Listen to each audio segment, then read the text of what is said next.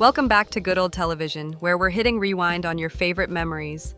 It's hard to believe it's been more than 20 years since One Tree Hill first hit our screens, the show that gave us love triangles, life lessons, unforgettable quotes, and a soundtrack that still hits deep.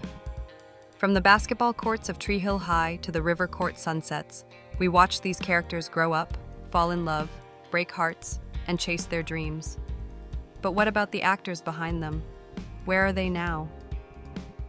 In this video, we take a nostalgic look back at the One Tree Hill cast, from Chad Michael Murray's dreamy Dawson's Creek crossover charm, yes, we noticed, to Sophia Bush's inspiring career and activism, Hilarie Burton's creative ventures, James Lafferty's move behind the camera, and Bethany Joy Lenz's music and acting journey.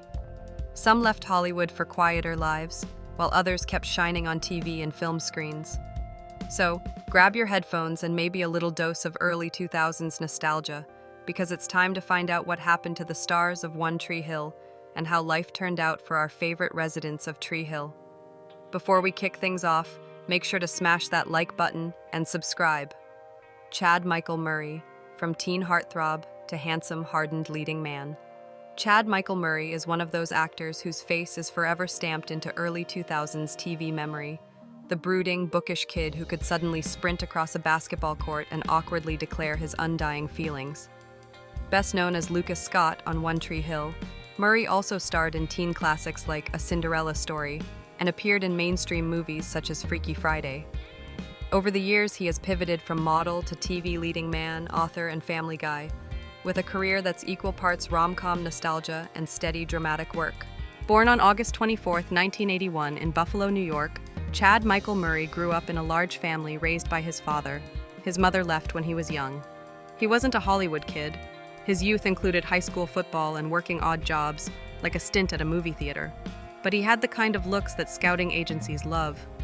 Murray moved into modeling as a teenager, which opened doors to commercials and then television. Before long, the runway gave way to recurring roles on teen dramas. Those early years taught him how to keep a neat hair part under pressure and how to look profoundly contemplative while wearing a hoodie. In 2003, Murray landed the role that would define him for a generation. Lucas Scott, the introspective foster kid turned basketball phenom in One Tree Hill. Lucas was equal parts athlete, poet, and emotional hurricane, and Murray's performance anchored the show's central conflicts: family loyalty versus personal ambition, love triangles, and basketball court catharsis. The series ran from 2003 to 2009, with Murray returning for a later guest appearance, and it turned him into a bona fide teen idol. Fans still talk about Lucas's journal entries and melodramatic monologues like they're scripture. One Tree Hill also taught him how to carry dramatic weight across multiple seasons, and how to survive a wardrobe of too many layered tees. Rather than disappear into the former teen star bin, Murray kept working. He'd already appeared in films like Freaky Friday, 2003, and A Cinderella Story, 2004, but post One Tree Hill, he broadened his resume with a mix of TV and film, recurring roles on shows such as Gilmore Girls before his breakout, and later turns on series like Agent Carter, and he took part in independent projects and TV movies. In recent years, he starred in the Canadian drama Sullivan's Crossing as Cal Jones, a family-friendly series that let him settle into a calmer, small-town lead role. Exactly the kind of steady gig an actor with 3 kids might favor. He's also appeared in modern nostalgia projects and even returned to the Freaky Friday universe in the sequel Freakier Friday. Through it all, Murray demonstrated a reliable screen presence. He's never just a cameo. He's the guy you want the camera to linger on for a beat. Murray isn't just an actor who shows up with a stylishly rumpled shirt. He's also tried his hand at writing. He co-authored a novel and has been involved in other creative projects, showing a curiosity that refuses to be boxed in by his teen idol image. This creative reach makes perfect sense. Lucas Scott wrote poetry on the show, and Chad the actor seems to have taken that literary bent into real life, tinkering with storytelling in different formats. Murray's off-screen life has moved further away from tabloid fodder and closer to family priorities. He married actress Sarah Romer in 2015, and the couple now have 3 children together. Over the years, Murray has spoken about balancing career ambitions with fatherhood and choosing roles that allow him to be present for his family, which explains his attraction to shows filmed in friendlier time zones and with regular schedules. He's kept much of his private life out of the headline churn, preferring to let his work do the talking, and his Instagram, when he posts, show glimpses of family life rather than manufactured celebrity. As of the mid-2020s, Murray is working consistently, choosing roles that fit his stage of life, leading parts in shows like Sullivan's Crossing, supporting work in films and occasional guest arcs on prestige TV, and participation in projects that nod to his early career without trapping him in it. He's also become a regular at fan conventions and press events, where audiences affectionately remind him that Lucas Scott will never truly be gone. In interviews, he's described how he values roles that keep him close to family and community, and how he's open to revisiting past characters if the story is right. A practical, refreshingly adult take on career longevity. Recent coverage also mentions his involvement in Freakier Friday and appearances that keep him in the public eye without turning him into a permanent headline. It's easy to write off actors who became famous in their 20s as relics of our teenage years, but Chad Michael Murray has quietly built a sustainable career by being adaptable.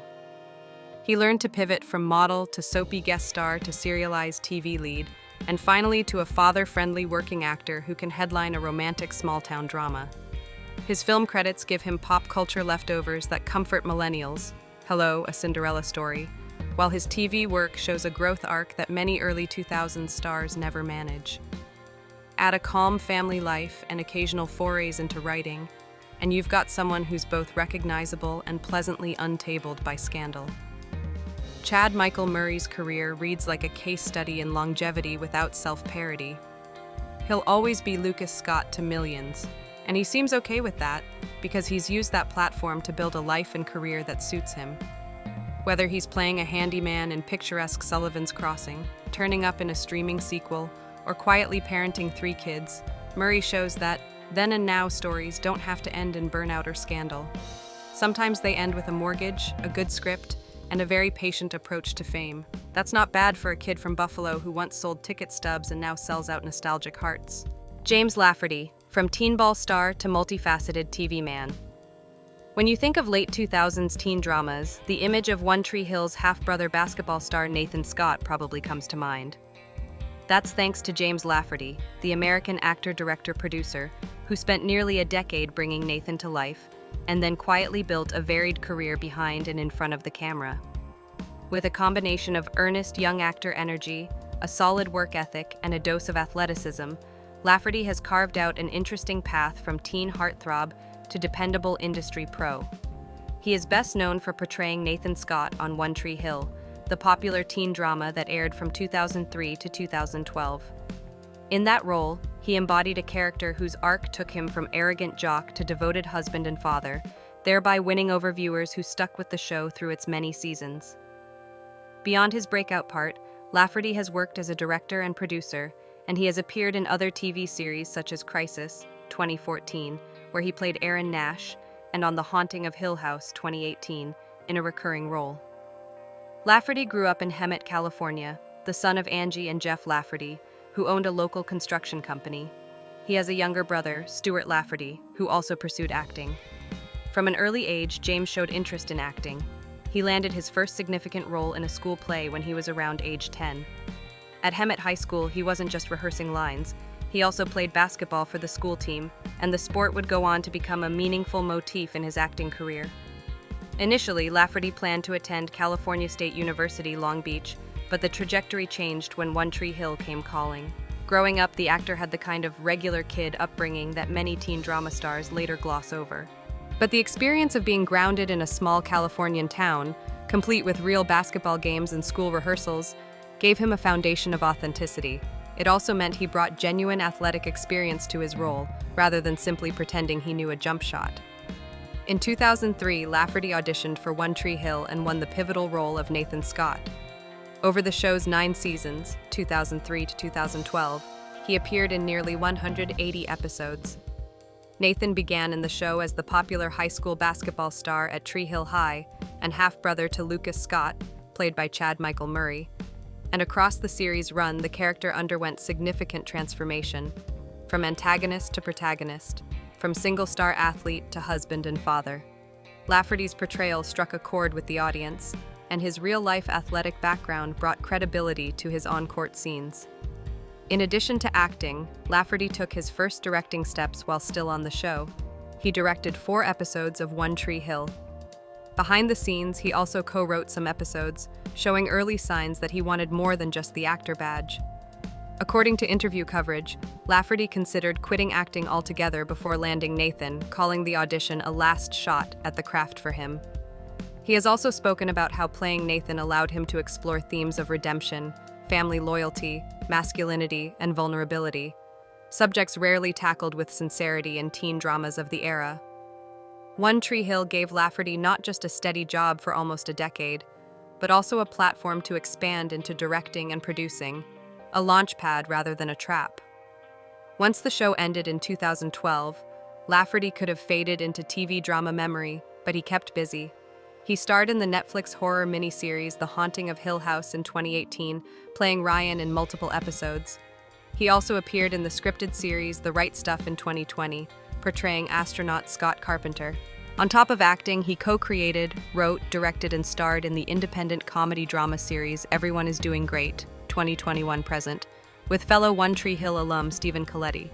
This project, which imagines a fictional reunion of a teen drama cast trying to get their lives back on track, shows Lafferty's willingness to poke fun at his own legacy while creating something new. Beyond television, Lafferty also picked up film roles: Lost on Purpose, 2013, Waffle Street, 2015, starring Danny Glover, and Small Town Crime, 2017. He has also ventured into directing episodes of other series, including The Royals, giving himself a behind-the-camera resume to complement his acting credit. Through all of this, Lafferty has maintained a focus on meaningful, character-driven stories, rather than just chasing dramatic teen star comebacks. He's the guy who spent his teen years shooting hoops on set, and now spends his 30s exploring the craft of storytelling from multiple angles. While much of his early fame came from roles rather than red carpet headlines, Lafferty's personal life has had highlights of its own. He has a significant social media presence and remains connected with the One Tree Hill fan community. In 2022, Lafferty married Australian actress Alexandra Park. Lafferty has also been involved in charitable events tied to basketball, a nod to his longtime love for the sport. He even played in the 2008 NBA All-Star Celebrity Game. In interviews, Lafferty has spoken about the challenges of transitioning from teen idol to mature actor, of balancing creativity with sustainability, and of staying grounded after long years in a hit show. This grounded approach suggests he's more interested in long-term craft and less in quick headline grabs. As of the mid-2020s, Lafferty continues to act, produce, direct, and write. His series Everyone is Doing Great is streaming online and has been acquired for distribution, signaling a new chapter in his career well beyond his One Tree Hill origins. He has also maintained guest and recurring roles on other shows, for example, a guest spot on All American, and remains involved in production development. He appears to split his work between being in front of the camera and working behind it, which gives him flexibility to take roles that align with his life stage. He is also involved in projects that make use of his athletic past and his connection to basketball, whether through roles or promotional campaigns. A recent ad campaign with American Eagle, where he appeared shirtless playing basketball, made waves on social media and reminded fans that he still has athletic chops. James Lafferty is no longer merely that guy from One Tree Hill. He's a creative professional with multiple hats: actor, director, producer, and importantly, someone with a long game. He seems to be building for decades, not just seasons. James Lafferty's career arc is an interesting one, from a kid playing basketball in Hemet, California, to a TV star symbolic of early 2000s teen drama, and now to a multifaceted industry player with creative agency over his projects. His portrayal of Nathan Scott remains his signature role, yet he hasn't allowed it to pin him in a nostalgia box. He took steps early to direct, write, and develop, and today he's been reaping the rewards of that foresight. With his feet still planted in the sport that helped define his breakout role, and his eyes set on the future of storytelling, Lafferty reminds us that growth doesn't mean losing your roots. It means using them as a springboard. Whether he's on screen, behind it, or advocating for a better story, he still has the focused gaze of an athlete walking onto the court. And honestly, for fans of his work, that's exactly the kind of performance worth watching. Hilarie Burton, from VJ to small-town witch and proud mom of a haunted house.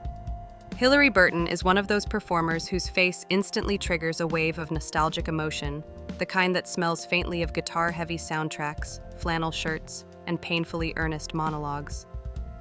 Best known as Peyton Sawyer, the brooding, artsy, mixtape-making heart of One Tree Hill, Burton has built a multifaceted career that ranges from MTV VJ to TV star, author, producer, and farmer at heart. She's funny, candid, occasionally gloriously dramatic, and refreshingly human about the highs and awkwardness of fame. Hilarie Ross Burton, born July 1, 1982, first became a familiar face to American teens as a winner-turned-host on MTV's Total Request Live, TRL, where she blended genuine warmth with surprising hosting chops. But it was Peyton Sawyer, the tattooed, sketchbook-wielding, music-obsessed cheerleader artist on One Tree Hill, that turned Burton into a cultural touchstone for a generation of viewers. Peyton's mixtapes, heartbreaks, and iconic wardrobe choices lodged her character firmly in early 2000s pop culture lore. Beyond One Tree Hill, Burton has had recurring and guest roles on shows such as White Collar, Grey's Anatomy, Lethal Weapon, and The Walking Dead universe projects, while also appearing in films across indie and studio lines. Burton was born and raised in Sterling, Virginia, the eldest of 4 children. Her parents, an Army veteran father and a mother who later worked in real estate, provided a relatively grounded upbringing that included cheerleading, student government triumphs, and small-town teenage ambition. She graduated from Parkview High School in 2000, where she was a school leader and homecoming queen, then went on to study at New York University and Fordham University, graduating in 2004. Her early life reads like the origin story of someone who would later play a marginally tortured art kid on television, involved in school activities, comfortable on stage, but with a private side she later channeled into acting.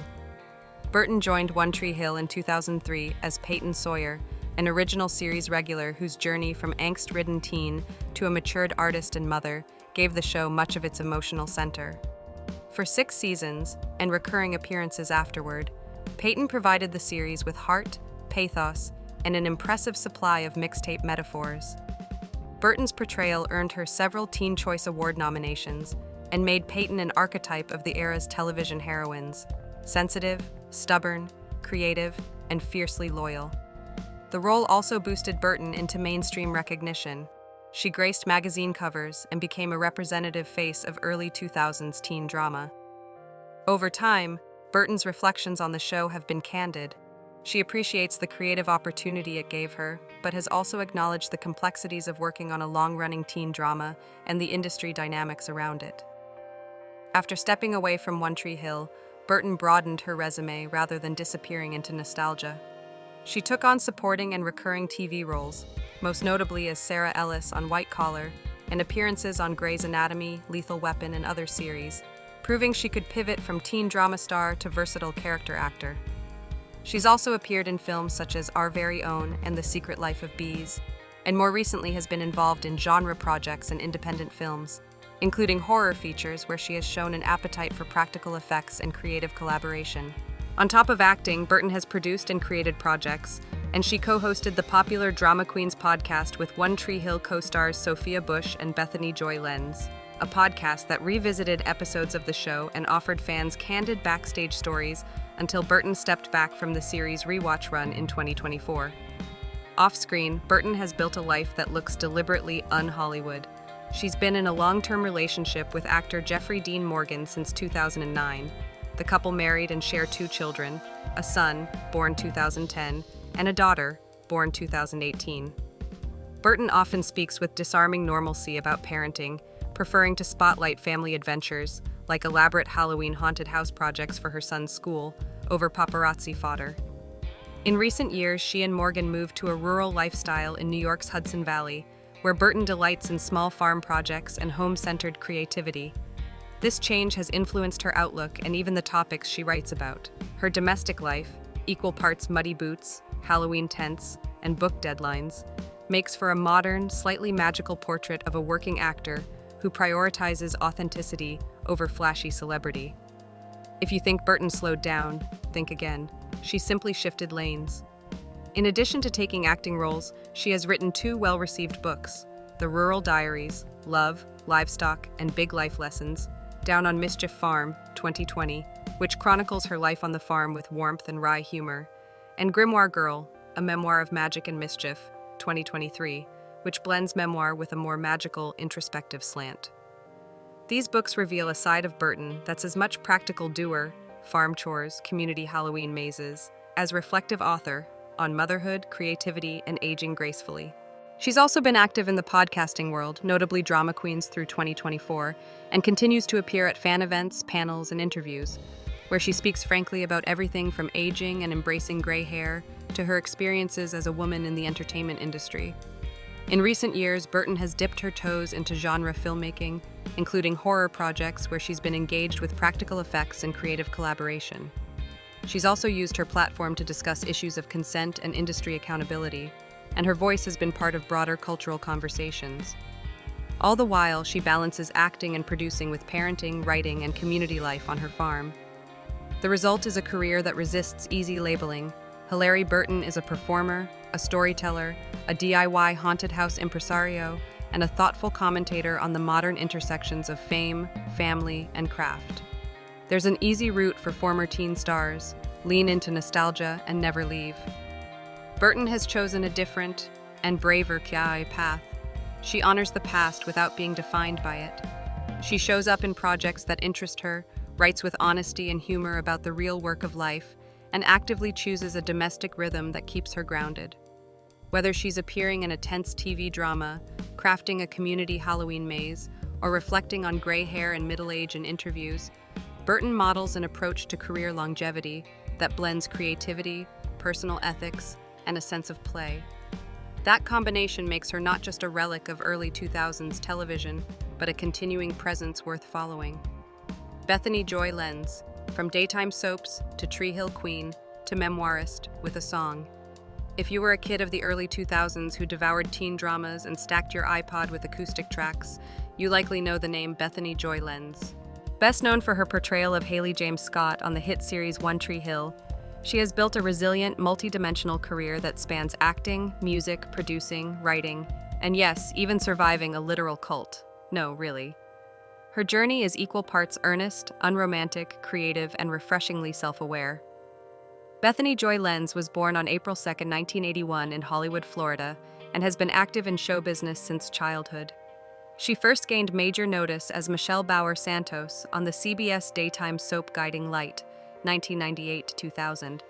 But her breakout cultural touchstone role came in 2003 when she joined the cast of One Tree Hill as Haley James Scott, a kind-hearted, smart, music-loving best friend turned wife and mother. She brought emotional depth, sincerity, and a surprising strength to a character that might otherwise have been sidelined. Over the years, she's combined her acting with a robust music career, albums and band projects, directing credits, and eventually authorship. The Lenz brand includes more than just TV fame, it's multifaceted. Raised as an only child, in some sources, to parents, Robert George Lenz, a history teacher therapist, and Catherine Malcolm Holt Shepard, a personnel manager entrepreneur. Bethany's arts pedigree goes back a generation. Her grandfather George Lenz was a Broadway musical performer. Early on, she found her voice, singing in church at age 3, moving with her family to Arlington, Texas at age 7, where she enrolled in the Creative Arts Theater and School and took dancing, tap, jazz, acting, and theater classes. At 7, she landed a role playing a munchkin in The Wonderful Wizard of Oz, and by 10, she played Scout in To Kill a Mockingbird at Irving Community Theater. Her family later relocated to New Jersey, and those experiences of shifting towns and artistic training gave her the kind of grounded yet aspirational background that would serve her well in Hollywood. She started appearing in commercials, small roles, and regional theater, building a resume that said, "I'll work more than I'll be famous." In 2003, Lenz landed the role of Haley James Scott on One Tree Hill. The show, set in the fictional town of Tree Hill, North Carolina, revolved around basketball, adolescence, family dynamics, and small-town angst. Haley began as Lucas Scott's, Chad Michael Murray, best friend and ultimately married Nathan Scott, James Lafferty. Over the show's 8-season run, with a 9th extended, Haley evolved from overlooked brainy sideline to music-loving mother figure and creative soul. Lenz's portrayal brought charisma and a moral compass to the show. Haley's loyalty and eventual assertiveness made her a fan favorite. She also directed several episodes, marking an early step into creative control. During her time on the show, Lenz simultaneously pursued her music. Her duet with co-star Tyler Hilton, When the Stars Go Blue, charted on Billboard, and maintained a presence beyond acting. What's notable, she didn't waste her Tree Hill tenure by simply showing up. She used it as a platform. And the show's legacy is strong. The Peyton, Haley, Nathan, Lucas era remains nostalgic gold for many viewers today. So what happens when your teen drama days are over? For Bethany Joy Lenz, you diversify. After One Tree Hill ended in 2012, she continued to act on TV, guest roles, recurring parts, and film, but also carved out significant space in music, directing, and writing. She formed the band Everly with friend Amber Sweeney, releasing albums like Fireside. She took roles on shows like Grey's Anatomy, Dexter, CSI, and in films such as Extortion, 2017, and Blindfire. In addition, she ventured into directing, for example in episodes of her shows, and expanded into producing. In 2021 onward, she co-hosted the Drama Queens podcast with her former One Tree Hill co-stars, Sophia Bush and Hilarie Burton Morgan, again tapping into nostalgia while injecting real-life reflection. Her voice grew beyond Haley. In 2024, she published a memoir, Dinner for Vampires, Life on a Cult TV Show, while also in an actual cult, about her experiences in a coercive group for a decade, a startling revelation and bold pivot into authorship, combining personal trauma, funny self-awareness, and survival. Lenz married musician Michael Gagliotti, formerly of the band Ination, on December 31, 2005. The couple had a daughter, Maria Rose, in 2011. They divorced in 2012. In recent years, Lenz has been candid about her decade-long involvement in a religiously framed cult-like group, albeit with careful wording, which she revealed on her podcast and in her memoir. That experience deeply affected her personal and professional life, but also fueled her creative output. She has spoken publicly about her faith, recovery, forgiveness, including to her parents, and how she navigates identity, career, and motherhood. She balances her creative life with parenting and lived experience in a way that's honest and relatable. Charity-wise, she has supported organizations associated with sex trafficking survivors, e.g. Love 46, and used her platform for advocacy, again reminding us she's not just an actress, but a human being with convictions. As of the mid-2020s, Bethany Joy Lenz is very much working, just not working the way she did in 2005. She acts, writes, and produces. Her memoir was released October 22, 2024. She regularly participates in conventions, podcasting, drama queens, music releases, and independent film TV projects. She still makes guest appearances and is active behind the scenes, plus she continues to create music and write. She also runs the broadsheet Modern Vintage News, digital lifestyle publication, and engages in personal projects that reflect her eclectic creativity. In recent interviews, she describes her current life as one oriented toward creating, reflecting, mothering, and reclaiming agency. The acting career continues, but she's no longer defined by a single role of Haley. She has layered the public persona with authenticity, authorship, and complexity. Her evolving path offers a model for then sexually awkward teen friend character, turning into multi-talented creative adult with complicated history and lots to say. There's something refreshing about an actor who could have stayed stuck in their "that girl I watched when I was 12" identity, but chose instead to evolve. Bethany Joy Lenz did just that. She acknowledged her Treetown past, repurposed her music, acted and directed, wrote honestly about hard things, and embraced her life's messiness with humor. Her story goes beyond nostalgia bait and reminds us that talent plus perseverance plus authenticity is a solid combo. She's not just a footnote in teen drama history, she's a continuing creative force. If you're watching her latest project, listening to her podcast, or reading her book, and you find yourself thinking, she's grown up, and so have I, you're exactly where she wants you to be. Her career invites us not just to remember Tree Hill, but to consider what happens after the credits roll. Sophia Bush, from teen queen of Tree Hill to activist, producer, and unapologetic truth teller. Sophia Bush is the kind of actor whose face immediately triggers a particular brand of early 2000s nostalgia, windblown hair, witty one-liners, and a charity t-shirt that somehow still looks chic. Best known as Brooke Davis on One Tree Hill, she's since reinvented herself again and again. As a steady TV lead, a producer, an outspoken activist, a writer, and someone who refuses to be reduced to that girl from the teen show. This is the story of an actress who learned to play both the heartbreak and the megaphone, and to do it with equal parts grace and snark. Sophia Anna Bush, born July 8, 1982 in Pasadena, California, first became a household name when she stepped into the role of Brooke Davis on One Tree Hill, 2003 to 2012. Brooke began as a shallow cheerleader with a killer sense of style and, over the course of 9 seasons, grew into one of TV's most beloved redemption arcs. Fashion mogul, best friend, and emotional center for many storylines. Bush's knack for mixing vulnerability with sarcasm made Brooke feel like a real person rather than a stereotype, and it's a performance that keeps turning up on Remember When lists. Beyond Tree Hill, Bush carved out other significant credits. She played Erin Lindsay on Chicago PD, a high-intensity procedural that expanded her fan base.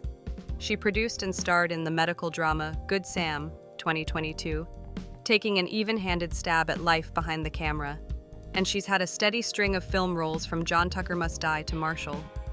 But perhaps as important as any single part is the pattern of reinvention in her career, taking roles that let her grow and sometimes taking on the actual production work to make those stories happen. Bush grew up in Southern California, the classic backdrop for someone who would someday make an industry out of looking casual and intense in the same scene.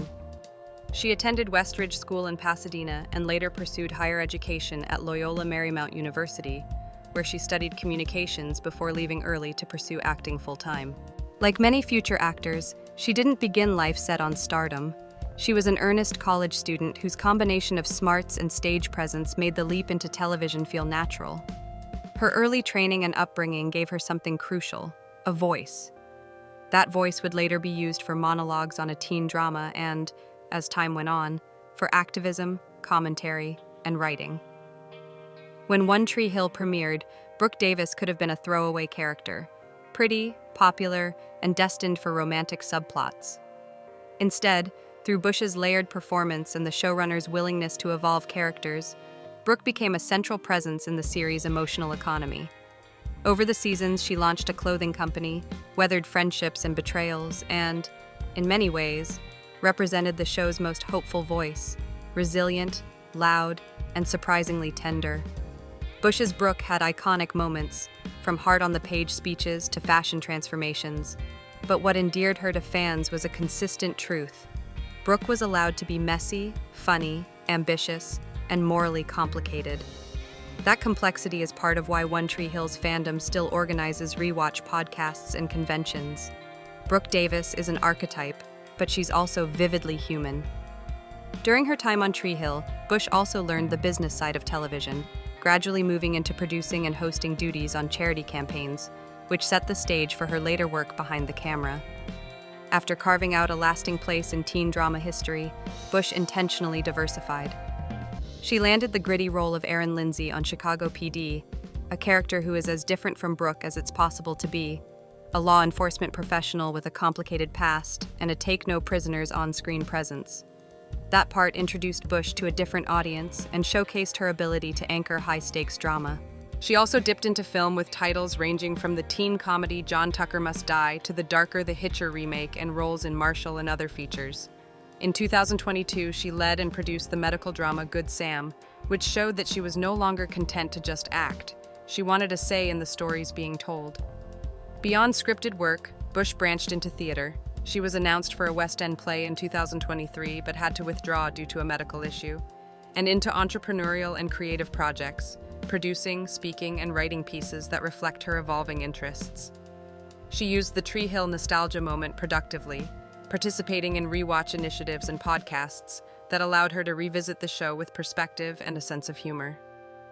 Sophia Bush's personal life has been as public as you'd expect for someone who grew up in the spotlight, but she's always tried to center it on values rather than headlines.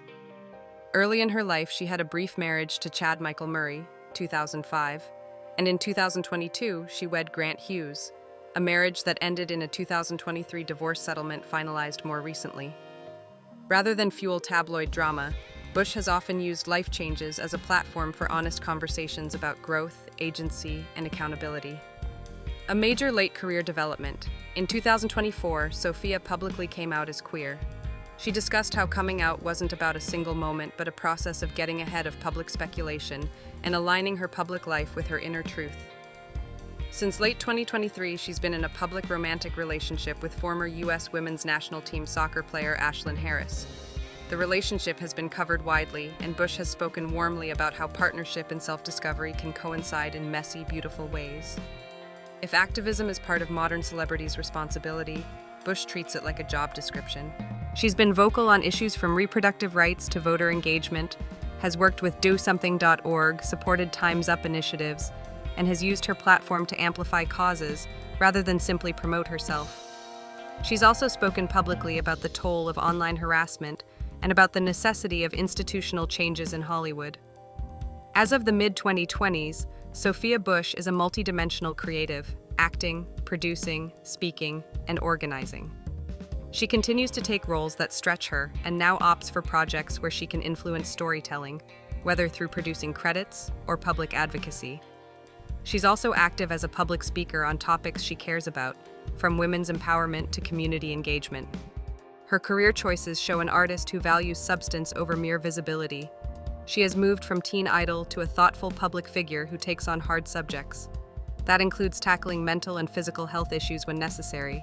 She withdrew from a planned West End run due to health reasons, an example of prioritizing well-being over career pressure. In interviews and public appearances, Bush frequently returns to a few core themes: accountability, building sustainable communities, and telling stories that matter. The celebrity sheen is still there, but it's used as a tool for purpose. And yes, every now and then, she'll revisit the One Tree Hill well with a wink and a podcast episode, acknowledging that some things, like childhood fan love, are both a blessing and a long tail. Sophia Bush's arc is a modern example of how an actor can lean into the parts that made them famous without being imprisoned by them. She's a mover who toggles between acting and activism, a performer who can headline a drama and then show up at a rally the next day. Her public coming out and her recent relationships are part of a larger, more honest narrative about identity and the messy human reality behind celebrity headlines. Her career matters because she uses it to produce, to advocate, to speak. She's a reminder that TV stardom can be a platform for civic engagement, and that growth, personal and professional, can be messy, public, and courageous all at once. If you remember Brooke Davis fondly, consider this. The woman who played her kept the humor and added backbone. That's a glow-up worth following. Paul Johansson, the bad guy turned director who keeps getting better. Yes, even after Dan Scott.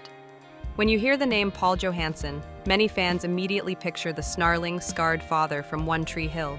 Dan Scott, the man who crushed basketball dreams, emotionally tormented his sons, and managed to keep viewers hooked for 7 seasons. But Johansson is far more than a villain with a 5 o'clock shadow. He's an actor, writer, director, and multi-season television figure whose career spans soaps, teen drama, horror flicks, and Hollywood's behind-the-camera grind. He turned out to be one of those actors you don't stop noticing even after you hope you will. Paul Joseph Otto Johansson was born on January 26, 1964, in Spokane, Washington. American-born but raised in Canada, he holds dual citizenship. He's best known for playing Dan Scott on One Tree Hill, 2003-2012, a role that turned him into a household name among teen drama viewers. Another major credit, Nick Wolfe on Highlander, The Raven, which gave him international exposure before Tree Hill. On top of his acting, he directed the first installment of Atlas Shrugged, Part 1, 2011, and numerous television episodes, proving he wasn't content to just be that guy you hate on TV. Johansson's story begins not with red carpets but with courts and ice rinks. His father, Earl Ching Johnson, was a professional hockey player and a member of the Detroit Red Wings Stanley Cup winning team in 1954. Though born in the U.S., Paul was raised in British Columbia, Canada, giving him a dual-culture upbringing. He initially pursued a sports path. He had ambitions in basketball and even toured internationally with the Canadian national team before switching to acting. He landed his first major acting job on the soap opera Santa Barbara in 1989-90, playing Greg Hughes. After that, he appeared in a slew of TV series throughout the 90s, Beverly Hills, 90210, Parker Lewis Can't Lose, Dharma and Greg, building the kind of resume that says steady actor rather than overnight star. These early years gave Johansson not just experience in front of the camera, but the resilience that would help him thrive when One Tree Hill came knocking. In 2003, Johansson joined One Tree Hill as Dan Scott, the father every teen drama wants, complicated, toxic, charismatic, and terrifying. Over the show's run, Dan was antagonist, victim, father, mayor, convict, manipulator, and in rare moments, somewhat repentant. Johansson played the role for 7 full seasons, plus guest appearances, credited as a main cast member in seasons 1 to 7 and returning briefly later. Playing Dan was no shallow turn. Johansson has revealed that his mental health suffered during the run of the show. He admitted to being deeply depressed and drinking heavily, absorbing the dark energy of the character and the audience's lens on him. Behind the scenes, he also directed multiple episodes of the series, demonstrating that Dan Scott wasn't his only ambition. What makes Johansson's Dan arc notable is how the show let the character shift, from purely evil to haunted father trying to change. Viewers applaud Johansson's ability to make us hate Dan, then grudgingly care about him. It's a fine dramatic tightrope, and Johansson walked it exceptionally well. After One Tree Hill ended in 2012, Johansson didn't just fade into serial villain oblivion. He pivoted into a mix of acting, directing, and producing, staying versatile. Some of his notable post-Tree Hill credits include appearances in John Q, 2002 prior to the end of the show, and Alpha Dog, 2006. He also had roles in TV shows like Mad Men, Bones, Beauty and the Beast, and Van Helsing. On the directing side, Johansson wrote and directed The Incredible Mrs. Ritchie, 2003, and later directed Atlas. Shrugged Part 1, 2011, the first film adaptation of Ayn Rand's novel. While Atlas Shrugged received mixed reviews, it demonstrated Johansson's willingness to tackle large-scale projects. More recently, he's appeared in genre and streaming films such as God is a Bullet, 2023, and Detective Night: Redemption, 2022, according to entertainment tracking sites. Johansson's post-Tree Hill phase is marked not by nostalgia, but by adaptability. He keeps working, keeps directing, and keeps showing up in roles you wouldn't expect from a former teen drama villain. On the personal side, Johansson has maintained a comparatively low-key profile despite his TV villain notoriety. His mother, Joanne Leonie Johansson, died in 2011 after a 20-year battle with breast cancer. The show One Tree Hill dedicated an episode to her memory. Johansson has publicly spoken about his struggles, especially during his time playing Dan Scott. As noted above, he faced depression and alcohol use, a reminder that show business and being seen as the bad guy can have real psychological costs. Though less flashy than many Hollywood figures, Johansson's background, American-born, raised in Canada, dual citizen, gives him a perspective that's both international and grounded. As of current public record, he tends to focus on career, privacy, and his behind-the-camera ambitions rather than celebrity headlines. These days, Johansson remains active in the industry. According to recent listings, he appears in films scheduled for release in 2023-2025, such as God is a Bullet and Marked Men, Rule plus Shaw. He also continues to direct and produce. His directorial credits for One Tree Hill and later projects show he has successfully transitioned into roles behind the camera as well as in front of it. Johansson also reportedly engages with fan communities and appears at conventions related to One Tree Hill, recognizing the show's continuing legacy and his significant role in it. Furthermore, his willingness to speak candidly about mental health challenges suggests a shift toward using his public profile for more than just acting credits. While many actors become typecast after a long-running drama, Johansson has leveraged his iconic villain status into a broader career. He plays diverse characters, directs, produces, and has stretched beyond the teenage script. He's operating in a kind of steady working professional mode, not splashy, not trending, but present and evolving. In a landscape where teen dramas come and go, Paul Johansson's career is a reminder that sometimes the actor you remember most was the one you loved to hate. And that actor may have a lot more going on behind the scenes than you ever realized. He took a villain role and made it complex, then took directing gigs and made them his own, and continued acting in ways that surprise. His openness about mental health struggles during One Tree Hill also gives his past work deeper texture in retrospect. If you rewatch One Tree Hill and find yourself hating Dan Scott anew, good, that's Johansson's skill. But if you then Google what he's been up to and realize he's still working, still directing, still reinvesting in creativity, that's his legacy. He didn't just play the bad guy, he outgrew him, and quietly moved on to the next act. Craig Sheffer, from cult teen icons to Tree Hill dad and beyond. When you think of One Tree Hill, the name Craig Sheffer might immediately bring to mind a garage-bound mechanic with a haunted heart and a righteous rage, Keith Scott. But Sheffer's career stretches far beyond that small-town drama. He's been a teen movie hero, horror film leading man, soap opera regular, indie producer, director, and that actor whose face you spot and think, "Oh, I remember him in that." He's built a long-haul career full of curveballs, genre hops, and quiet staying power, the kind of actor who just keeps working while many others fade. Craig Eric Sheffer was born April 23, 1960, in York, Pennsylvania. His father worked as a prison guard, and his mother was a nurse's aide or worked in a similar capacity. He first made a noticeable national splash playing Ian Hayden on the soap opera One Life to Live in 1982, but the roles that cemented his name came soon afterward. The emotionally layered Norman McLean in A River Runs Through It, 1992, Aaron Cabal Boone in Nightbreed, 1990, Hardy Jens in Some Kind of Wonderful, 1987, and of course Keith Scott on One Tree Hill, 2003-07 as regular, with guest appearances later. The list keeps winding. The Program, 1993, Fire in the Sky, 1993, Hellraiser, Inferno, 2000, and more. His career is not always about headline-grabbing blockbusters. It's about longevity, range, and audience recognition. Sheffer's early life reads like a gritty actor-in-making story. Growing up in York, Pennsylvania, he got his first taste of acting in high school drama competitions and local theater. He studied briefly at East Stroudsburg University of Pennsylvania on a sports scholarship. He played both baseball and football, until a knee injury sidelined his athletic ambitions.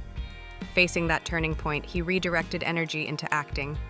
In 1980, he moved to New York City, a bold move, but found himself broke, briefly homeless, even sleeping under the marble staircase at Grand Central Terminal, while taking whatever odd jobs he could. Those months of rough ground in NYC would make his later on-screen toughness feel real. He then got an agent, started booking commercials and small roles, and accelerated into television and film. His background helps explain why many of his early characters have that wounded ruggedness, that look of someone who's seen something and decided to show up anyway. Sheffer isn't an overnight star, he's a long-game actor. In 2003, Sheffer joined the cast of One Tree Hill as Keith Scott, the quietly heroic, morally anchored foil to his brother Dan Scott, Paul Johansson. Keith was the mechanic mentor to Lucas and Nathan Scott, and a steady source of emotional gravity in a show full of teenage turmoil, basketball, love triangles, and late-night monologues. Over approximately 3 seasons as a regular, and with guest appearances afterward, his character became a fan favorite for his loyalty, regret, strength, and eventual martyrdom-style exit. Keith's arc, from supportive brother to stepping aside so Dan's toxicity could take over, to being killed off mid-season, which shocked many fans, provided a major turning point in the series.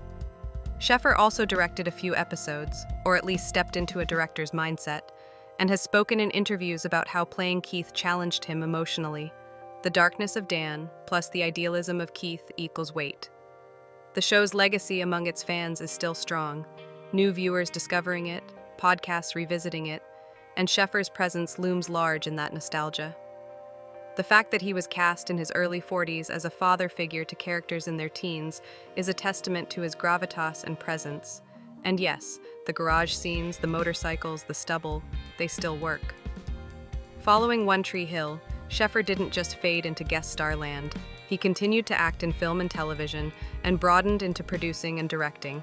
Among his credits, post-Tree Hill, roles in Code of Honor, 2016, alongside Steven Seagal, God is a Bullet, 2023, Detective Night, Redemption, 2022, etc. On the television front, he guest starred on crime procedurals, genre shows, and made-for-TV films. He also co-founded a production company, Desert Winds Films, has written fiction and papers, and directed feature film American Crude, 2008. His filmography shows Brian De Palma-style arcs, The Teens in the 80s, Clive Barker horror, TV drama father figures, and occasional indie depth. He has leaned into genre roles and streaming platform visibility, a smart move given how the business has changed. Additionally, he appears to have embraced the working actor identity, not always the top billing hero, but a consistent presence. That gives him freedom to experiment, to direct, to shift between medium, and to not be burdened by massive celebrity expectations. Sheffer has kept much of his personal life out of major tabloid messes, but there are public points worth noting. He was once in a relationship with Gabrielle Anwar in the late 80s, early 90s. They have a daughter named Willow, born November 8, 1993. His mother, Anna Sheffer, died in 2011 after a long fight with breast cancer, and the show One Tree Hill dedicated an episode to her memory. Sheffer has spoken publicly about mental health struggles. He experienced what he called a nervous breakdown in 1985, was briefly homeless in NYC, and has indicated that he's had to fight for his career and life many times. His brother, Hogan Sheffer, is a noted soap opera writer-producer. Outside of acting, Sheffer is known to enjoy photography, outdoor pursuits, and writing, fitting for a man whose roles often catch wind, grit, and landscapes. He tends to keep a low profile but credible presence, the kind of actor you respect rather than obsess over. As of the mid-2020s, Craig Sheffer remains active. He appears in films slated for release, including God is a Bullet and Detective Knight Redemption, and visiting conventions tied to One Tree Hill and nostalgic TV. He continues to work behind the camera, taking producer-director credits and developing indie film properties. His career is less about what's next big blockbuster, and more about what's next interesting project. He fits a niche of veteran actor-director where one can pick and choose. Guest role here, indie thriller there, fan favorite reunion appearance elsewhere. Given how the entertainment landscape has shifted, Sheffer's agility is an asset. He can lean into streaming, into genre, into the nostalgia circuit, and still explore creative avenues. For a guy whose early career included sleeping under Grand Central's stairs, that's a pretty nice place to be. In a world where teen drama actors often get typecast, fade, or vanish, Craig Sheffer shows a different model. You play the bad guy or the older brother in one era, then quietly build a rich career without making the headlines every week. He bridges big-screen cult films, Nightbreed, A River Runs Through It, and small-screen fan-favorite drama, One Tree Hill, and merges acting with behind-the-camera work. His story is gritty, grounded, and consistently interesting. When you rewatch One Tree Hill and definitely feel cheated by Keith's fate, yes, fans still do, it adds significance knowing the actor behind him is still out there, still working, still challenging himself. That's a legacy worth paying attention to. Lee Norris, from nerdy sidekick to Tree Hill commentator, and other twists along the way. If you grew up watching 90s sitcoms or early 2000s teen drama, the name Lee Norris might bring a smile. Maybe you remember him as the wide-eyed Stuart Minkus on Boy Meets World, or perhaps you recall Marvin Mouth McFadden on One Tree Hill. But beyond those memorable characters lies a career that's quietly steady, with twists, turns, and just enough humor for the nerd in all of us to say, hey, I grew up with that guy. We're going to track Norris's journey, where he started, how he ended up in Tree Hill's chaotic world of hoops and heartbreak, what he's done since, and where he is today, all told with a wink and a smile.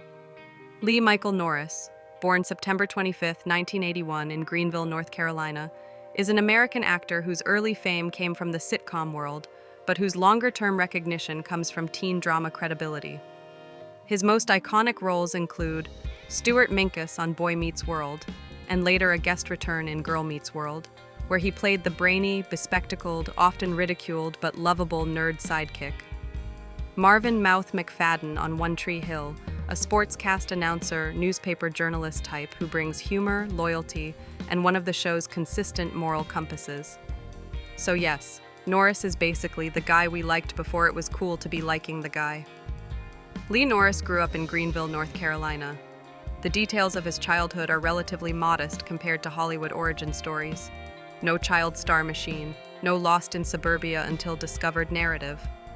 Rather, Norris started acting young, got roles as a child actor, and maintained schooling while he took on professional work. He attended local schools, Eastern Elementary, E.B. Aycock Middle School, J.H. Rose High School in Greenville, then later enrolled at Wake Forest University, where he graduated in 2004. What this tells us, Norris had a grounding. He didn't rush to LA at age 12, though he started acting early. He maintained education and a semblance of normalcy while engaging in professional work. It's the kind of background that probably helps when you go from playing nerdy sidekick to the more complex world of a CW teen drama. In 2003, Lee Norris joined One Tree Hill as Marvin "Mouth" McFadden, a character who is part sports announcer, part local newspaper guy, part loyal best friend to the basketball-obsessed fam. Morris's mouth is memorable. Quirky glasses, passion for journalism, a devoted friend to Lucas and Nathan Scott, and through the years, one of the more grounded characters in a show that at times veered into melodramatic territory. Norris was part of One Tree Hill from early seasons and remained a regular character for several seasons. OneTreeHill.fandom.com. What made the role interesting? Mouth offered a different perspective in a show heavily about basketball, popularity, and romantic angst. He was the voice behind the microphone, often commenting on the action, which gave Norris a central, yet sometimes underrated, position. Norris's early fame as a child-teen actor lent the part an interesting resonance. He's grown up in front of the camera, and then plays a character who's growing up in front of the camera. In interviews, fans often point to Mouth's loyalty and humor as what makes him pop in a strong ensemble. Norris gave Mouth a friendly, genuine feel, which in a teen drama full of betrayals and secrets, made Mouth someone you rooted for. So what happens after the teen drama years? For Norris, the career didn't vanish, far from it. While many actors from that era struggled to transition, Norris held on to steady work, diversified, and showed up in interesting places. Some of his post-Tree Hill highlights: movie appearances. He had roles in Zodiac, 2007, a David Fincher film, which is noteworthy for his shift into more adult, serious work. Guest roles in other TV shows. Norris has appeared in Gone Girl, 2014 in a small part, and many other projects. TV and streaming. His career span indicates roles continue into the 2020s, and he remains credited as active from 1991 to present. Podcast and fan engagement. Norris stays connected with the One Tree Hill fan community through conventions, podcasts, and retrospective events. It's a smart move. He keeps the legacy alive while also building on it. In other words, Lee Norris didn't just play Mouth and fade away. He kept showing up. The level of roles may vary, but consistency counts in this business. Lee Norris's personal life is comparatively low-key compared to many of his castmate contemporaries, which is kind of refreshing. Facts we know. Born in 1981, September 25th, in Greer, North Carolina. Married to Andrea, married September 10, 2011, according to multiple sources. He graduated from college, Wake Forest, which suggests he valued education even while working as an actor.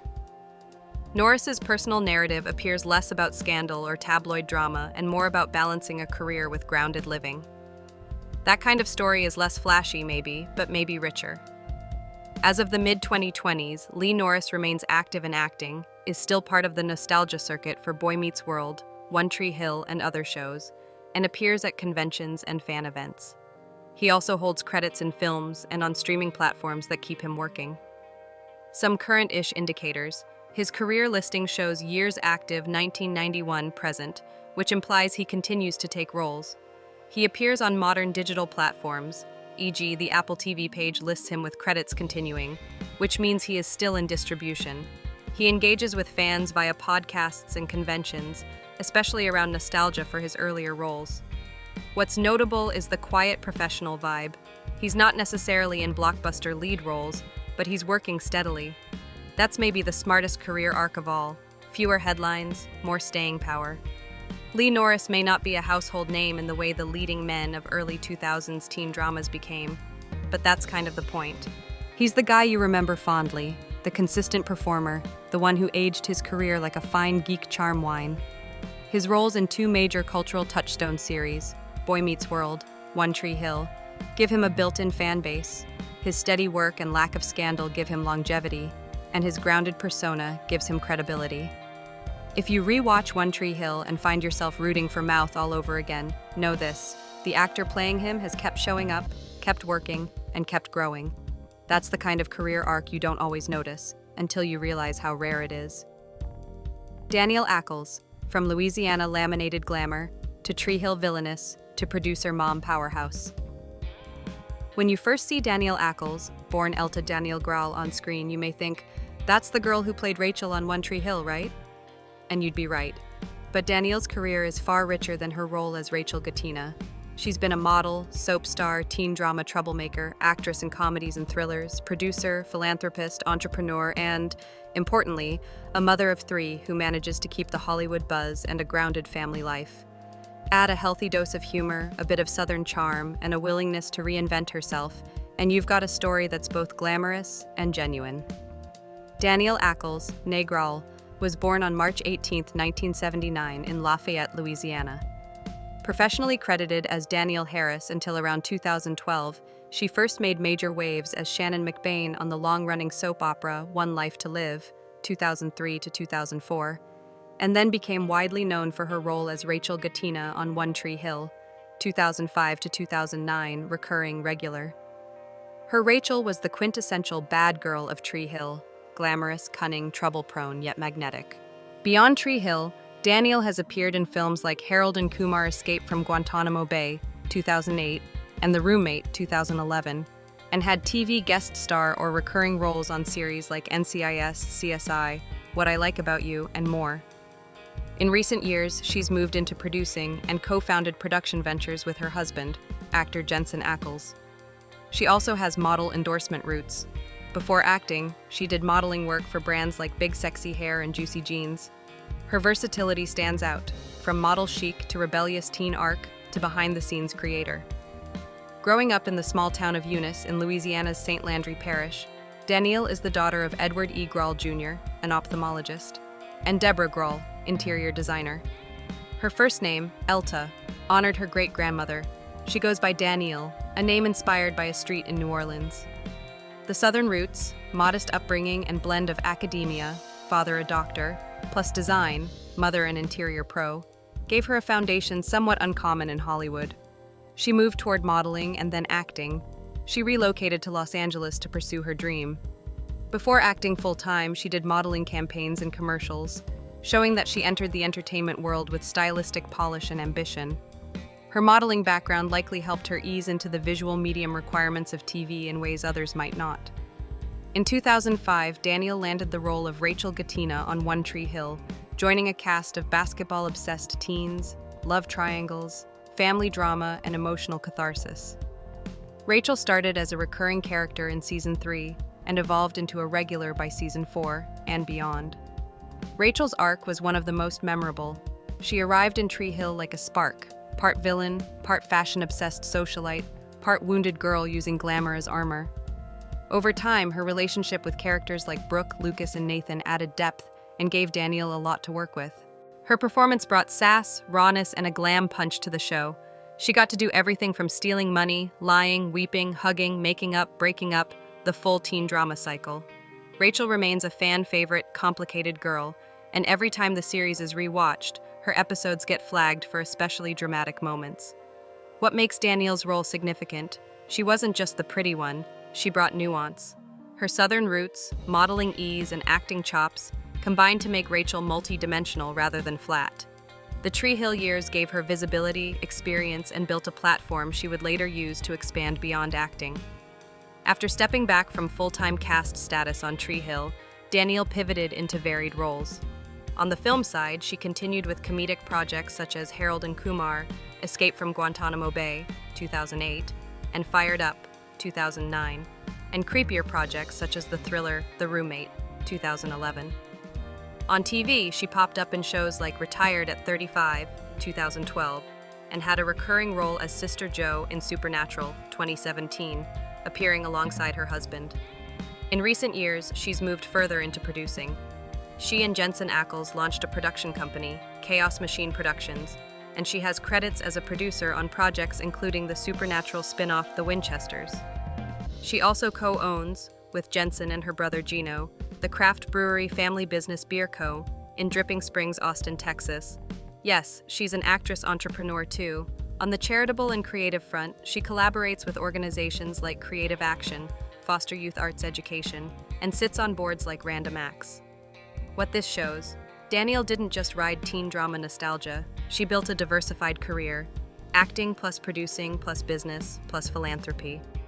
Her post-Tree Hill years reflect a smart transition rather than a fading echo. Danneel's personal life is as stylish and layered as her career. She married Johansson Ackles on May 15, 2010 in Dallas, Texas. Together they have 3 children, daughter Justice J, born May 2013, and twins Zeppelin Bram, a son, and Arrow Rhodes, a daughter, born December 2, 2016. Their family life, though partly in the public eye, remains grounded. They live in Austin, Texas, and run their brewery business there, among other ventures. Danneel is also deeply involved in philanthropy and activism. She supports foster youth through creative action, works with Out Youth and the Birthday Party Project, raises awareness of children's health and educational equity, and advocates for inclusion and diversity. She uses her platform for more than glamour. Her personal brand is equal parts actress you'll remember and human being who cares. She shares glimpses of family, brewing sessions, social justice posts, and carries herself with a sense of authenticity rare among former teen drama stars.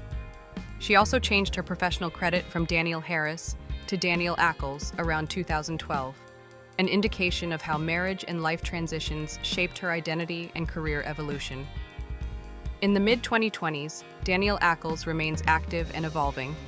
She's involved with producing through Chaos Machine Productions, including work on The Winchesters, and efforts on the upcoming One Tree Hill reboot. She's reportedly an executive producer.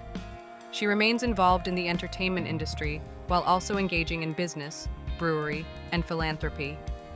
Her location, Austin, Texas, home base for her family, brewery, and creative projects, reflects a shift from LA-centric celebrity to more diversified regional creative hub. She still acts, though less frequently in major roles, and uses her time to mentor, produce, and participate in charitable fan communities. Her career posture, less fighting for the next big role, and more, what do I want to make, support, and build? She's a skilled actor, but perhaps equally skilled executive, activist, and entrepreneur. She's in her 40s and navigating the industry on her terms, something many young actors struggle to do. So while you may still catch her in guest roles or conventions, her identity and impact extend far beyond the screen. She's a good example of how a career started in teen drama can mature into something diversified and meaningful. Danneel is more than that Rachel from Tree Hill.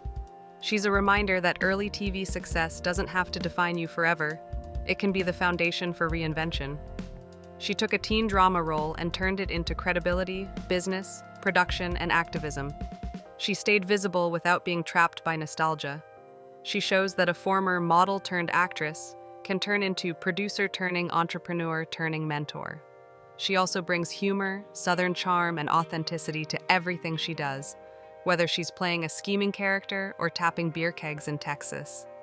If you're watching the new wave of reboots, remember this. Danneel's version of longevity isn't about legacy alone. It's about adaptation, agency, and remaining true to yourself while evolving. She teaches us that the girl you once loved to hate, Rachel, might just grow up and do the kinds of things she told you she would do: run a business, raise a family, lead creative projects. And yes, she also has good hair. And that's where our trip back to Tree Hill ends, for now. It's been over 2 decades since One Tree Hill first captured our hearts, with its mix of drama, friendship, and unforgettable music. While the show may have ended, its legacy continues to live on through its cast, each of whom has taken their own unique path. The One Tree Hill family has grown, evolved, and thrived. They've faced challenges, embraced new passions, and built lives beyond the small town that made them famous. But for fans around the world, Tree Hill will always feel like home, a reminder of youth, hope, and the belief that we can overcome anything. Because, as the show taught us, there is only one Tree Hill, and it's your home.